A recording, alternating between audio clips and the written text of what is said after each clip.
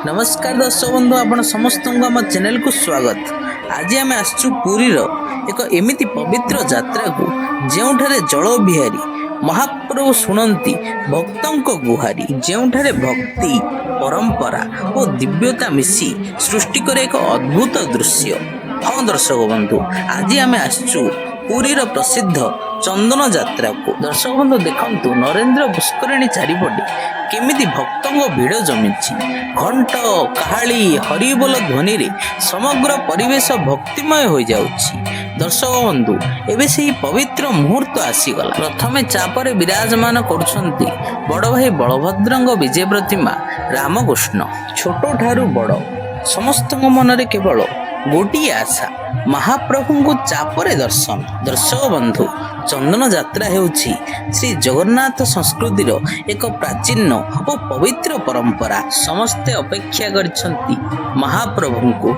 एई देखंतु प्रथमे मां श्रीदेवी तापरे मां भूदेवी आसुचंती, शेषरे श्री जगन्नाथंक विजय प्रतिमा मदन मोहन आसुचंती। चारिआडे हरिबोल और हुळहुळी शब्दरे चतुर्पार्श्व प्रकंपित हेउछि। ग्रीष्म ऋतुरे महाप्रभुଙ୍କ शीतलता प्रदान पाई चंदन लागि करा जाय। एही यात्रा रे महाप्रभुଙ୍କ प्रतिनिधि विग्रह माने नरेंद्र पुष्करिणी रे चाप खेलंती। दर्शक बंधु एही दृश्य देखिली मनरे एक अलगा प्रकार शांति अनुभव हुए। दर्शक बंधु छोटो ठारू बड़ समस्तଙ୍କ मनरे केवल भक्ति भाव। केही महाप्रभुଙ୍କ नाम जप करुचंती तो केही हाथ जोड़ी प्रार्थना करुचंती महाप्रभु को। दर्शक बंधु आपने एबे जो सुंदर नौका को देखुचंती ताहाको चाप कुहा जाए। चंदन यात्रा रे ही चापरे विराजमान करी महाप्रभु और अन्यान्य देवी देवता माने नरेंद्र पुष्करिणी रे जल विहार करंती। दर्शक बंधु ही चापर नाम होची नंदा चाप। एही चापरे मदन मोहन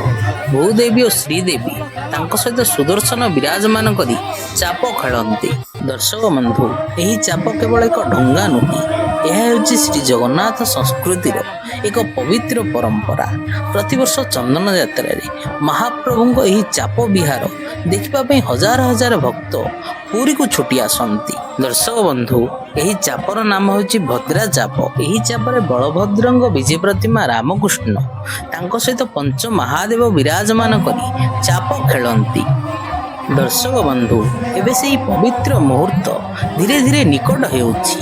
आउ किछि मुहूर्त परे विजय करिवे पंच महादेव। एई देखंतु दर्शक बंधु पंच महादेवଙ୍କ ମଧ୍ୟରୁ प्रथम महादेव आसुचंती। चारिआडे घंट काहाली हरिबोल ध्वनि रे समग्र नरेंद्र पुष्करिणी कंपी उठुछि। भक्त माने हाथ जोड़ी महादेव को दर्शन करुछंती। एही दृश्य सतरे अत्यंत दिव्य। सेदिमे शास्त्र रे कहा जायछि दुलेषु जुल गोविंद चापेषु मधुसूदन रथेषु वामनम दृष्ट्वा पुनर्जन्मम न लभ्यते।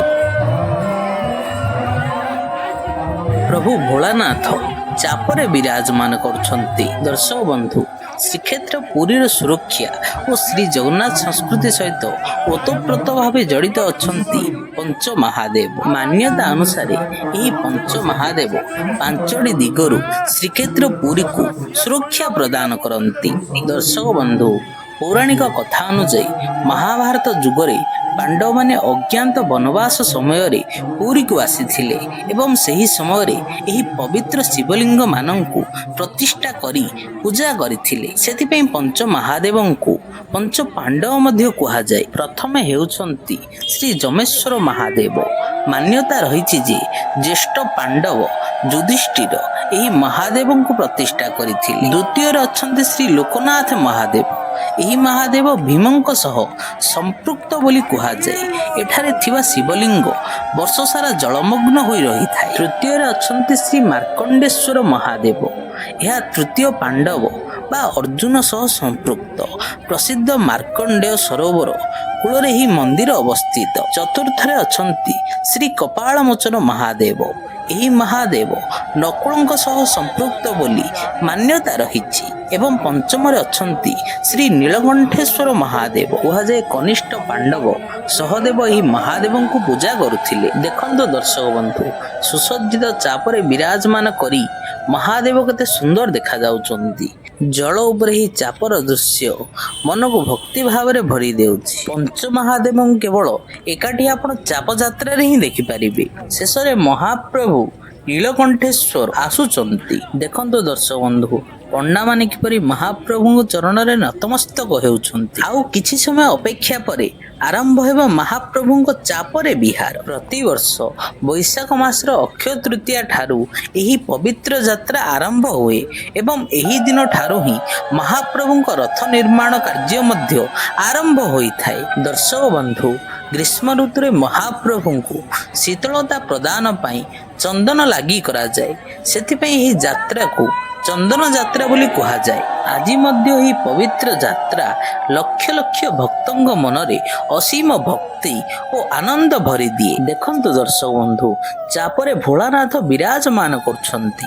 ଆଉ କିଛି ସମୟ ପରେ ଆସି ବିରାଜମାନ କରିବେ ପ୍ରଭୁ ନୀଳକଣ୍ଠେଶ୍ୱର। ଦର୍ଶକ ବନ୍ଧୁ, ଶ୍ରୀମନ୍ଦିରରେ ମଧ୍ୟାହ୍ନ ଧୂପ ସରିବା ପରେ ମହାପ୍ରଭୁଙ୍କ ଚଳନ୍ତି ପ୍ରତିମା ମଦନ ମୋହନ, ବଳଭଦ୍ରଙ୍କ ବିଜେ ପ୍ରତିମା ରାମକୃଷ୍ଣ, ତାଙ୍କ ସହ ପଞ୍ଚ ମହାଦେବ ନିଜ ନିଜ ମନ୍ଦିରରୁ ବାହାରି ସୁସଜ୍ଜିତ ବିମାନରେ ବସି ନରେନ୍ଦ୍ର ପୁଷ୍କରିଣୀକୁ ଆସନ୍ତି। ମହାପ୍ରଭୁ ଦୁଇଥର ଚାପ ଯାତ୍ରା କରନ୍ତି, ଗୋଟିଏ ଦିନ ଚାପ ଆଉ ଗୋଟେ ରାତ୍ରି ଚାପ। ଏବେ ମହାପ୍ରଭୁ ରାତ୍ରି ଚାପ ଖେଳିବା ପାଇଁ ପ୍ରସ୍ତୁତ ହେଉଛନ୍ତି। ଦର୍ଶକ ବନ୍ଧୁ, ଆଜିର ଏହି ଦିବ୍ୟ ରାତିରେ ମହାପ୍ରଭୁଙ୍କ ସହ ପଞ୍ଚ ମହାଦେବଙ୍କ ଏହି ପବିତ୍ର ଜଳ ବିହାର ସମଗ୍ର ପୁରୀକୁ ଭକ୍ତିମୟ କରିଦେଉଛି। ଏଇ ଦେଖନ୍ତୁ, ମହାପ୍ରଭୁ ନୀଳକଣ୍ଠେଶ୍ୱର ଆସୁଛନ୍ତି।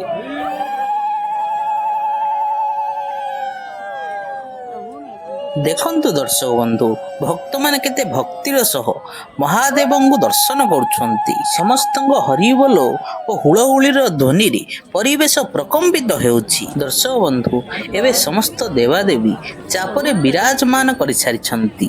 ନରେନ୍ଦ୍ର ପୁଷ୍କରିଣୀ ଉପରେ ଏବେ ଆରମ୍ଭ ହେବାକୁ ଯାଉଛି ମହାପ୍ରଭୁଙ୍କ ଅଦ୍ଭୁତ ଚାପରେ ବିହାର।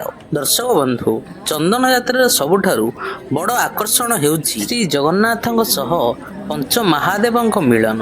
ଆପଣ ମୋ ପଛରେ ଦେଖିପାରୁଥିବେ, ଗୋଟିଏ ପରେ ଗୋଟିଏ ମହାଦେବ ଆସି ଚାପରେ ବିରାଜମାନ କରୁଛନ୍ତି। ଦର୍ଶକ ବନ୍ଧୁ, ଏବେ ଆସିଗଲା ସେହି ପବିତ୍ର ମୁହୂର୍ତ୍ତ।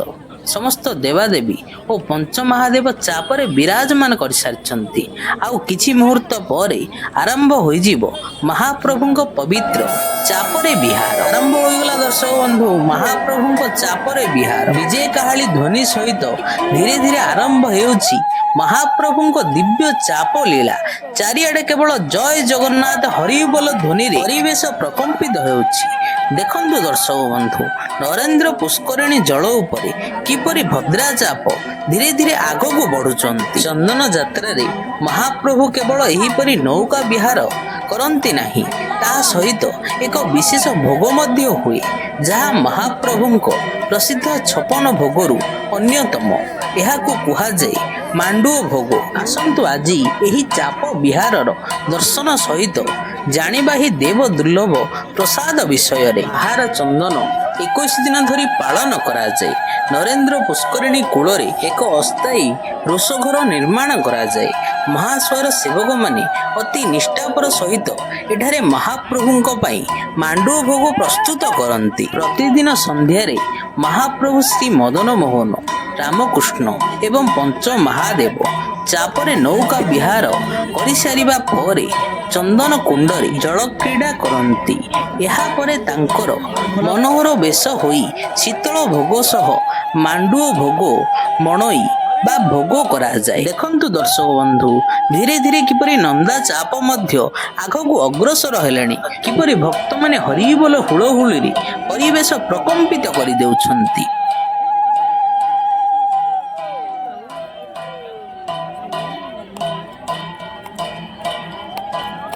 ପାର୍ଟ 2ରେ ଆପଣମାନେ ଦେଖିବେ ଜଳ ଉପରେ କେମିତି ଚାଲିଛି ମହାପ୍ରଭୁଙ୍କ ଦିବ୍ୟ ଚାପ ଲୀଳା ଏବଂ କେମିତି ଭକ୍ତି ପରମ୍ପରା ଓ ଦିବ୍ୟତାରେ ଭରି ଯାଉଛି ସମଗ୍ର ନରେନ୍ଦ୍ର ପୁଷ୍କରିଣୀ।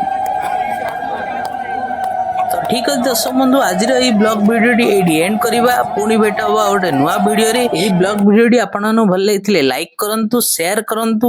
ଏହିପରି ନୂଆ ନୂଆ ବ୍ଲଗ ଭିଡ଼ିଓ ପାଇଁ ଆମ ଚ୍ୟାନେଲକୁ ସବସ୍କ୍ରାଇବ କରନ୍ତୁ। ରହିଲି, ଜୟ ଶ୍ରୀ ଜଗନ୍ନାଥ।